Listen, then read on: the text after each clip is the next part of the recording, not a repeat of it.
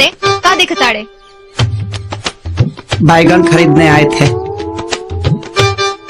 ई बैगन ना लौकी है।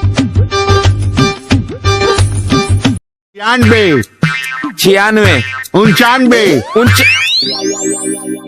मुंह टकला से हुई 95 होला।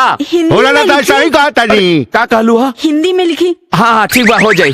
ठीक बतौलू हा। 99 99 हिंदी में 99 99 ढलानवे कैसे हुई? अब पढ़े के बाद तो सियाही पियल